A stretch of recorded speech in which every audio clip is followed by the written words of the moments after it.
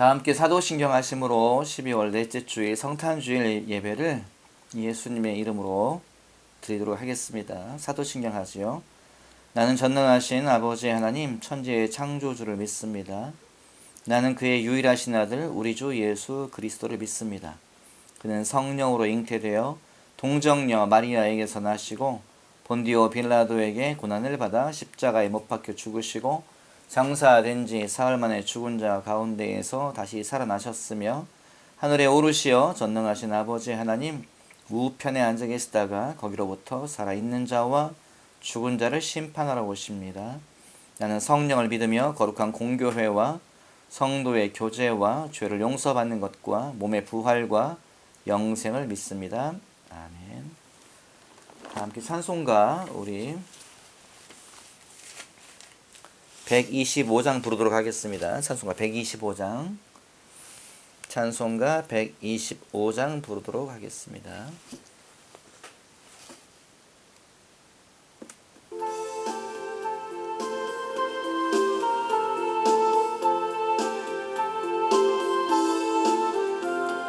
전사들의 노래가 하늘에서 들리니 산과 들이 기뻐서 메아리 쳐 울린다.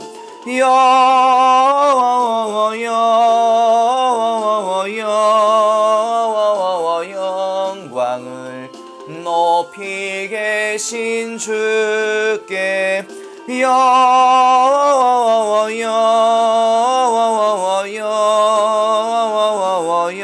영광을 높이 계신 주님께 한밤중에 목자들 양떼들을 지킬 때 아름다운 노래가 청하게 들린다.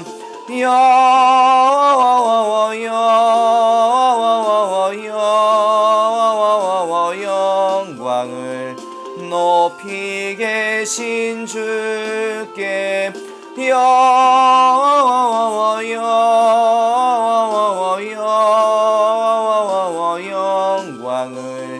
높이 계신 주님께 베들레헴 달려가 나신 아기 예수께 꿇어 경배합시다.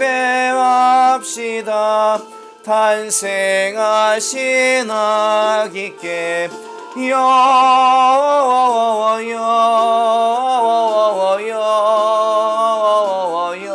영광을 높이 계신 주께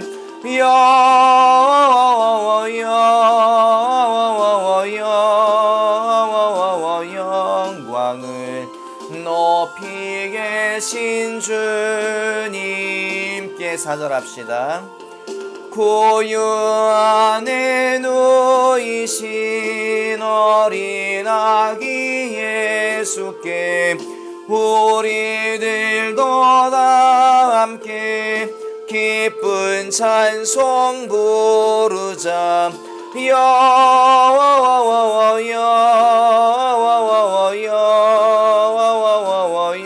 영광을 높이 계신 주께 영광을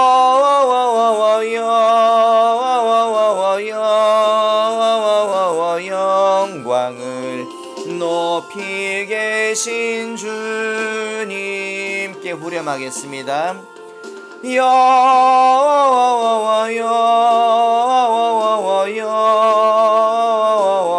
영광을 높이 계신 주께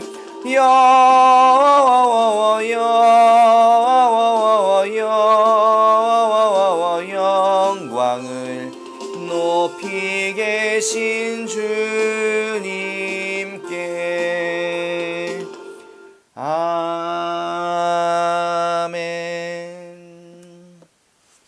이 시간에 하나님의 말씀 보도록 하겠습니다.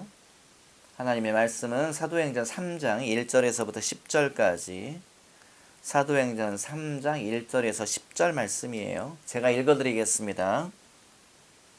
제9시 기도 시간에 베드로와 요한이 성전에 올라갈새 나면서 못 걷게 된 이를 사람들이 메고 오니 이는 성전에 들어가는 사람들에게 구걸하기 위하여 날마다 미문이라 하는 성전문에 두는 자라. 3절 그가 베드로와 요한이 성전에 들어가려 함을 보고 구걸하거늘 베드로가 요한과 더불어 주목하여 이르되 우리를 보라 하니 그가 그들에게서 무엇을 얻을까 하여 바라보거늘 베드로가 이르되 은과 금은 내게 없거니와 내게 있는 것을 네게 주노니 나사렛 예수 그리스도의 이름으로 일어나 걸으라 하고 오른손을 잡아 일으키니 발과 발목이 곧 힘을 얻고 뛰어 서서 걸으며 그들과 함께 성전으로 들어가면서 걷기도 하고 뛰기도 하며 하나님을 찬송하니 9절 모든 백성이 그 걷는 것과 하나님을 찬송함을 보고 그가 본래 성전 미문에 앉아 구걸하던 사람인 줄 알고 그에게 일어난 일로 인하여 심히 놀랍게 여기며 놀라니라 라고 되어 있습니다. 오늘 말씀의 제목은 하나님은 책임지신다 라는 제목으로 말씀을 제가 전해드릴게요. 오늘 우리가 읽은 성경 가운데 아주 이상한 이야기가 나와 있습니다. 무슨 이상한 이야기가 나와 있죠? 여기에는 안진뱅이 나면서부터 걷지 못하던 자가 일어난 이야기가 기록되어 있어요. 그런데 이 이야기가 아주 이상합니다.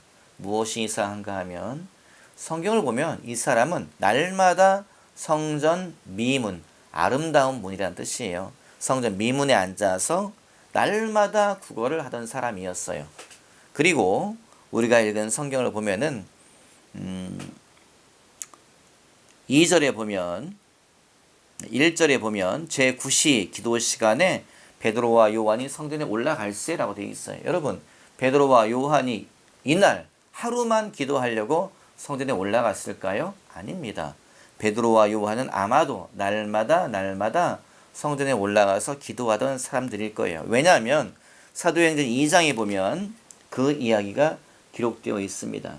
어디에 기록되어 있습니까? 사도행전 2장 46절에 보면 이런 말씀이 있어요. 초대교회 예루살렘 교회 성도들은 날마다 마음을 같이하여 성전에 모이기를 힘썼다라고 되어 있어요. 언제요? 날마다 매일매일 그들은 성전에 모이기를 힘썼던 사람들이라 되어 있고 그러므로 본문에 나와 있는 3장에 나와 있는 제9시 기도 시간에 베드로와 요한이 성전에 올라갔다라고 하는 이 내용도 같은 맥락이라고 말할 수가 있습니다. 그들은 매일매일 기도하러 성전에 올라가던 사람이지요. 우리가 한 가지 이해하고 넘어가야 될 부분은 제9시 기도 시간이라고 되어 있어요. 여기서 말하는 9시라고 하는 것은 우리의 오후 9시, 저녁 9시를 말하는 것이 아니에요. 이스라엘 사람들의 제9시는 우리로 말하면 오후 3시입니다. 오후 3시에 베드로와 요한이 성전으로 기도하러 올라갔다라고 우리가 읽은 성경에 그 이야기가 기록되어 있지요. 베드로와 요한도 날마다 성전에 기도하러 갑니다. 초대교회 성도들도 날마다 성전에 모여요. 그리고 이 사람도 매일매일 성전 문 앞에 앉아서 구걸을 해요.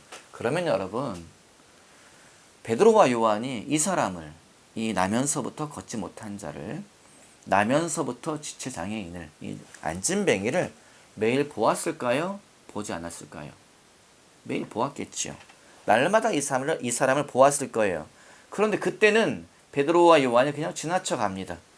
그때는 어제는 그제는 모레는 그 전전날에는 아무런 일도 일어나지 않았어요. 그런데 오늘 우리가 읽은 성경 가운데 왜 하필 이날 기적이 일어났을까요?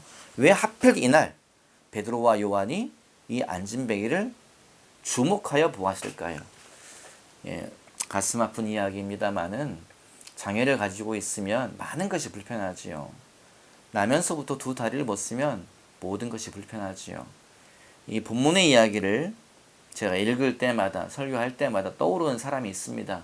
저희 교우들에게도 여러 번 이야기했지만 제가 서울에서 장애인 선교회에서 일을 할 때에 그곳에 그 선교회에 소속되신 분, 그 교회 교인이었던 분이 떠올라요. 그 서울의 지하철 2호선 건대 입구역에 항상 구걸하시던 아저씨가 계셨어요. 종원 아저씨라고. 그분이 항상 떠오릅니다. 그분은 장애가 심해요. 그래서 손과 발이 다 뒤로 돌아가 있고, 그리고 손과 발이 자기 뜻대로 움직이질 않지요. 사람에게 가장 기본적인 거 대소변도 본인이 처리할 수가 없습니다. 본인이 소변을 보더라도 누군가가 화장실에 데리고 가야 되고, 이를 치르고 나서 누군가 바지를 올려줘야 되고, 대변을 보더라도 누군가 화장실에 데려가야 되고, 지켜봐야 되고, 이를 다 보고 나면 누군가 뒤처리를 해줘야 되고, 뒤를 닦아줘야 되고, 바지를 올려줘야 되고, 그런 분이셨죠. 밥도 자기 손으로 먹지를 못해요. 손이 자기 맘대로 움직이질 않습니다. 누군가가 밥을 떠서 먹여줘야 돼요. 아니면 자기가 고기를 쳐먹어가지고 드시긴 하더라고요. 그런 분. 항상 그 아저씨가 떠올라요. 그분의 직업이 무엇이냐? 건대 입구역에서 지하철역 앞에 쪼그리고 앉아서 하루 종일 구걸하는 것, 그것이 그분의 직업이었어요. 너무 선한 분이셨습니다. 예전에는 제가 그분이 누군지 몰랐죠. 제가 그 근처에 살았기 때문에 그 앞길을 오며 가며 지나가며 보았습니다. 그 사람을 보았던, 그 아저씨를 보았던 기억이 있어요. 그때는 나랑 상관없는 사람이고, 중증 장애인이 저기에 엎드려서 구걸을 하고 있네, 그랬는데 나중에 알고 보니 그분이 이제 우리 교인이 된 거고, 제가 그 교회의 전도사로 사역을 하게 된 거죠. 그분이 하루 종일 하는 것은 무엇이었을까요? 아침에 그 동생이 출근을 하면서 건대 입구역에 그곳에 그 아저씨를 딱 내려드려요. 그러면 그 앞에 껌 몇 개 놓으시고, 그 다음에 바구니 놓으시고, 거기에 앉아 있는다고 하더라고요. 하루 종일. 하루 종일 물도 마시지 않습니다. 하루 종일 아무것도 먹지 않아요. 왜 물을 마시지 않을까요? 왜 먹지를 않을까요? 물을 마시면 화장실을 가야 되는데 누군가의 도움이 필요한 거죠. 뭔가를 먹으면 또 화장실을 가야 되는데 또 누군가의 손길이 필요하기 때문에 그곳에 가면 하루 종일 물도 마시지 않고 아무것도 먹지 않고 저녁 때까지, 동생이 퇴근할 때까지 그곳에 앉아서 있는 것이 그분의 직업이지요. 본문을 읽을 때마다 그 종원 아저씨가 생각이 나요. 아저씨는 무슨 생각을 했을까요? 그곳에 앉아서 무엇을 바라보았을까요? 오늘 우리가 읽은 성경 가운데에도 구걸하는 안전뱅이, 구걸하던 나면서부터 걷지 못한 자, 그분 이야기가 기록되어 있죠. 그 사람이 쳐다보았다. 베드로와 요한을 쳐다보았다. 왜 쳐다보았어요? 베드로와 요한이 무엇을 줄까 해서 그를 쳐다보았다. 본문에 기록되어 있습니다. 종원 아저씨는, 건대 입구역에서 구걸하던 그 아저씨는 무엇을 바라보았을까요? 아마도 걸어다니는 사람들을 보았겠지요. 키가 큰 사람이 걸어가고, 날씬한 아가씨가 걸어가고, 멋있게 차려입은 젊은이가 걸어가고, 예쁘게 입은 아가씨가 걸어가고, 하루 종일 그것을 바라보고 있었겠지요.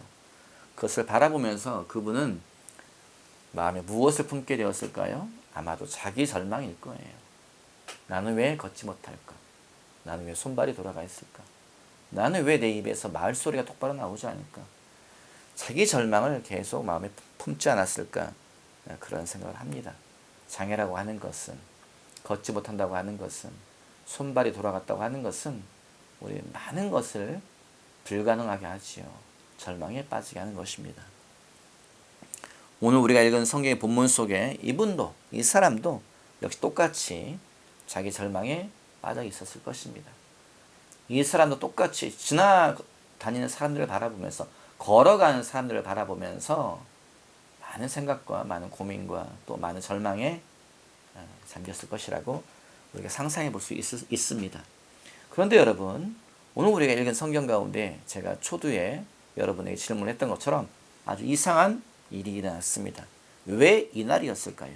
왜 이날 갑자기 베드로와 요한이 어제도 아니고 그제도 아니고 그 전날도 아니고 왜 하고만 날지 이날, 우리가 읽은 성경과 4절에 뭐라고 되어 있습니까?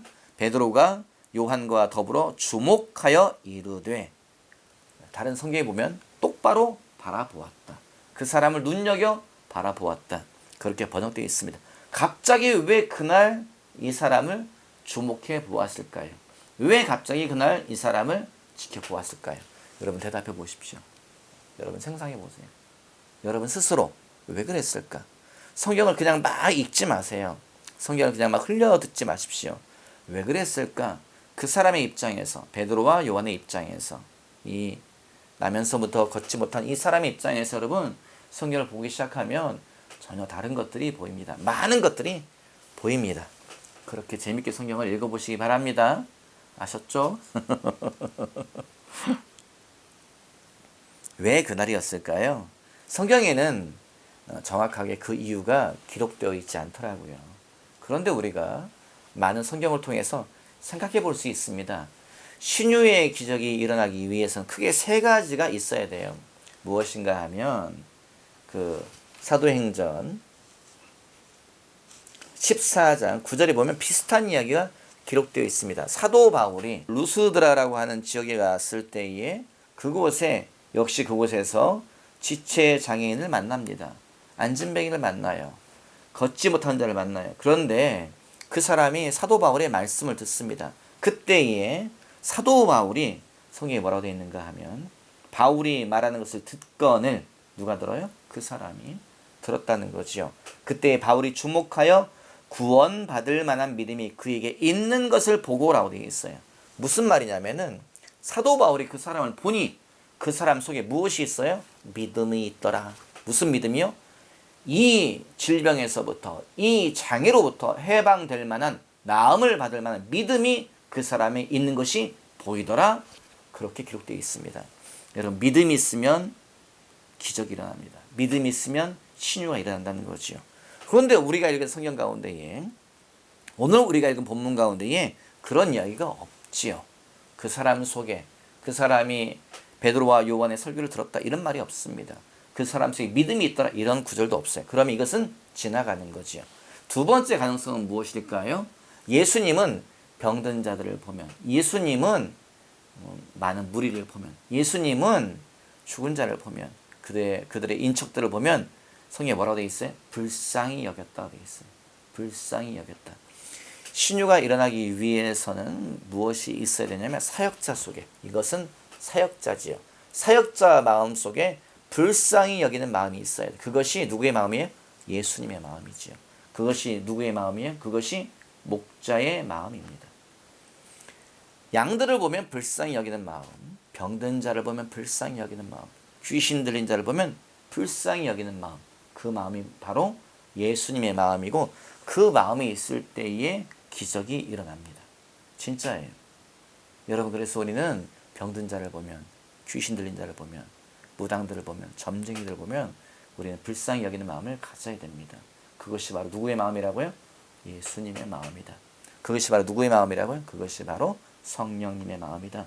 여러분 그래서 우리는 우리 그리스도인의 마음 속에는 불쌍히 여기는 마음, 긍휼히 여기는 마음이 항상 있어야 될 줄 믿습니다.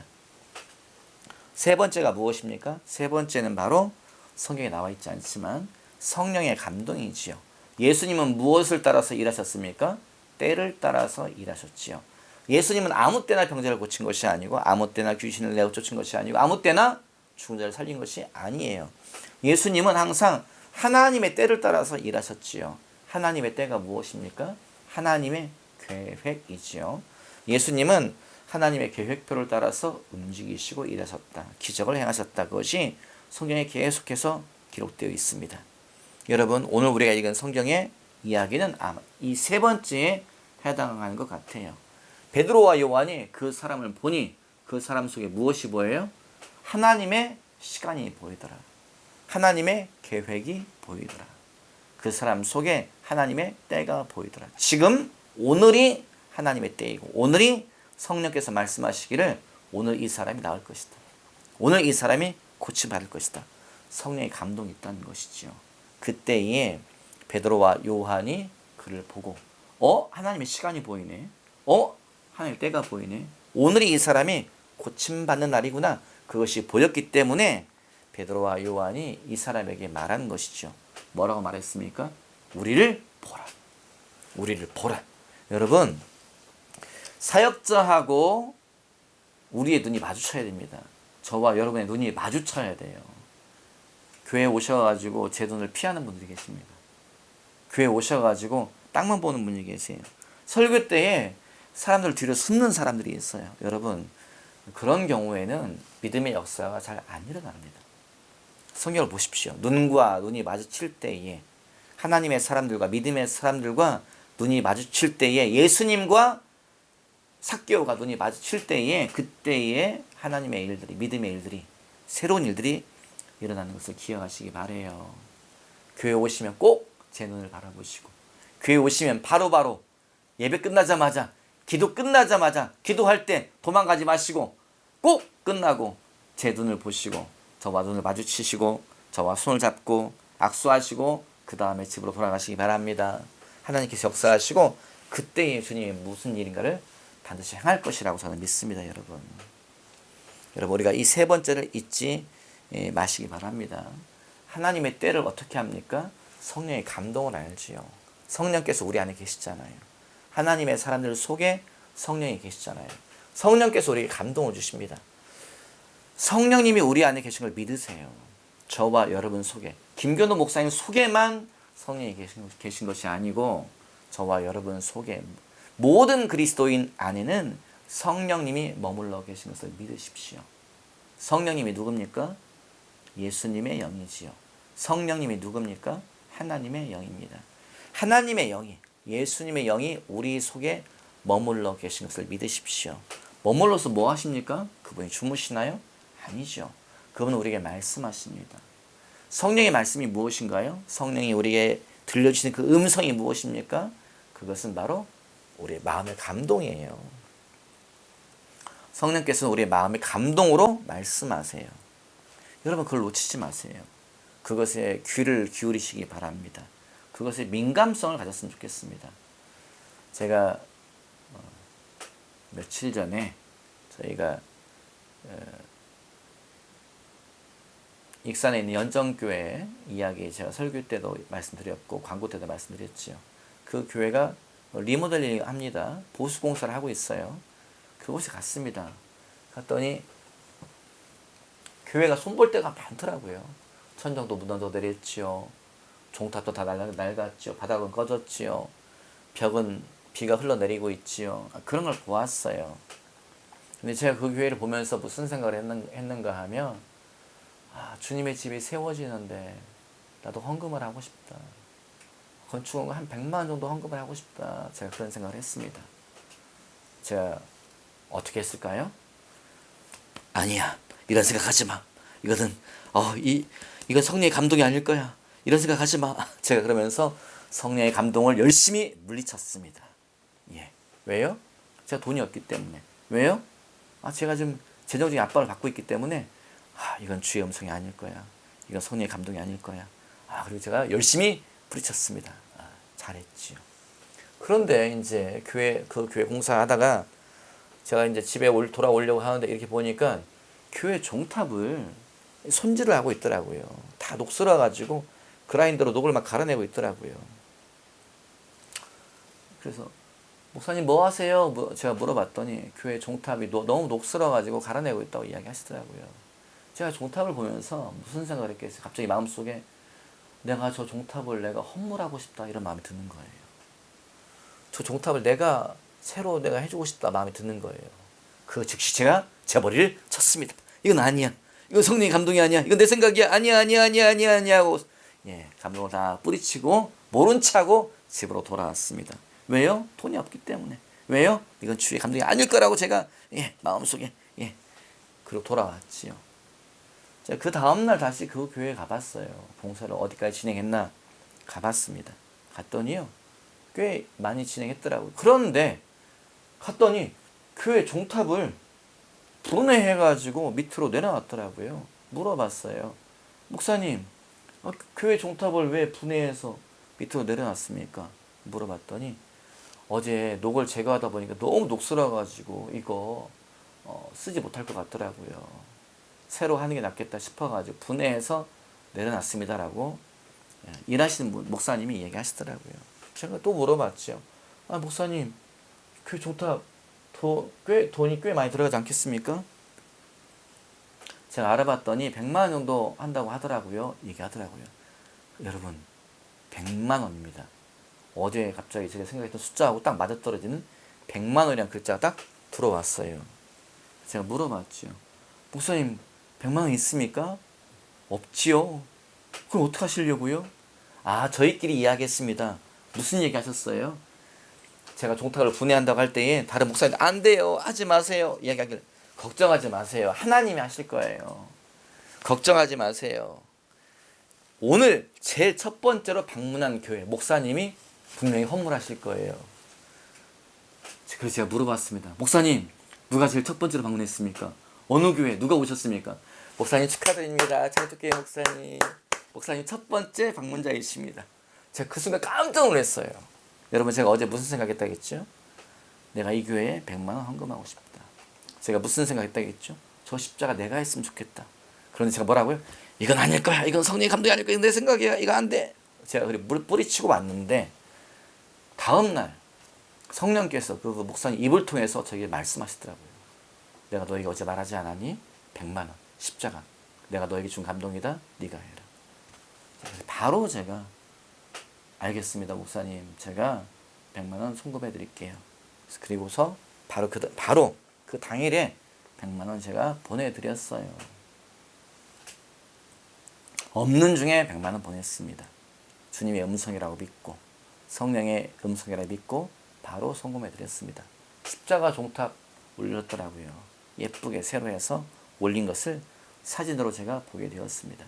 그리고 또 주님은 저에게 며칠 뒤에 다른 통로를 통해서 다른 사람을 통해서 더 큰 돈을 보내주셨습니다. 여러분 이것이 성령의 감동이지요. 이것은 주님의 이끄심입니다. 이런 일이 삶 속에 계속 반복되어집니다. 언제요? 성령의 감동에 우리가 순종할 때에. 하나님은 살아계시지요. 주님은 오늘도 말씀하십니다. 우리 속에서 마음의 감동을 통해서 말씀하신다. 우리가 동행하신다. 저는 그렇게 믿습니다. 누가 책임을 집니까? 하나님이 책임지지요. 누가 책임집니까? 성령께서 책임집니다. 여러분 성경 보세요. 베드로와 요한이 뭐라고 말했습니까? 일어나 걸으라. 언제 일어나 걸으라 말했습니까? 낌새가 있을 때에. 이 사람의 장애가 회복할 낌새가 있을 때에, 다리가 힘이 생기는 것 같을 때에, 그때 말한 것이 아닙니다. 나을 것 같으면 누가 선포하지 못합니까? 그 사람이 회복될 것 같으면 누가 말하지 못합니까? 여러분 믿음은 그런 것이지 아니지요. 이 사람은 일어날 기미가 없습니다. 이 사람은 회복될 낌새가 없지요. 믿음은 무엇입니까? 먼저 앞서가는 거예요. 뭐가 앞서갑니까? 말이 앞서가는 것이 믿음이지요. 무슨 말이 앞서갑니까? 내 생각, 내 말, 내 경험? 거기서 나온 말 아니지요. 무슨 말입니까? 말씀에 근거를 둔 말이지요. 믿음의 말이 앞서갈 때에 믿음의 역사는 따라온다는 것이지요.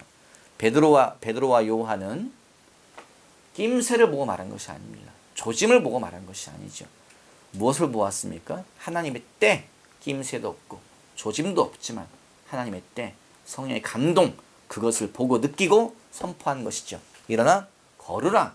그때에 이 사람이 나면서부터 걷지 못하던 자, 나면서부터 안진뱅이였던 이 사람이 일어나 걸으며 뛰며 앞서가며 성전으로 올라가며 사람들에게 외쳤다는 것이죠. 하나님이 나에게 큰 일을 행하셨다. 주님이 이 사람들을 통하여서 나를 고쳐주셨다. 그가 뛰며 외치며 선포했다는 것이죠. 그때의 10절의 결과가 무엇입니까?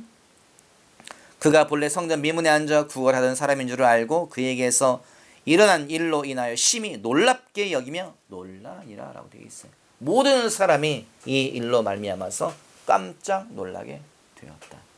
여러분 우리는 깜짝 놀라게 될 일들을 경험하게 될 것입니다. 다만 조건이 있습니다. 조건이 무엇입니까? 성령의 감동에 민감할 때에, 성령의 감동에 순종할 때에, 믿음으로 선포할 때에 모든 사람이 심히 놀랍게 여기며 놀라게 되는 그런 일들을 우리가 경험하게 될 것입니다. 성령이 어디 계십니까? 우리 속에 계십니다. 성령이 어디 계십니까? 저와 여러분 안에 내주에 계십니다. 그분의 음성에 귀를 기울이시고 그분의 음성에 순종하시는 그래서 놀랍게 여기며 놀라는 일을 경험하시는 저와 여러분 되시기를 주님의 이름으로 당부를 드립니다. 아멘. 기도하지요. 살아계신 아버지, 주님 말씀 주심에 감사합니다. 성령님의 음성을 우리에게 들려주심에 감사합니다. 하나님, 흩어져 있는 우리 모든 형제 자매들이 형식적인 그리스도인이 아니고 내 안에 계신 성령님의 음성에 귀를 기울이며 그 음성에 순종하며 성령님과 동행하는 참 그리스도인 되게 하여 주시옵소서. 예수님의 이름으로 감사하며 기도하였사옵나이다. 아멘. 제가 바로 축도하고 예배를 마치겠습니다. 지금은 우리 주 예수 그리스도의 은혜와 하나님의 사랑과 성령의 코이노니아가 우리와 흩어져 있는 모든 교회와 주의 약속의 말씀을 마음에 담고 주님, 내가 성령의 음성에 민감하겠습니다. 그 음성에 순종하겠습니다. 결심하고 결단하는 모든 형제 자매들 위해 지금부터 영원토록 함께 있기를 축원합니다. 아멘. 예배를 마쳤습니다. 평안하시고 잘 지내시고 건강 유념하십시오. 안녕히 계세요.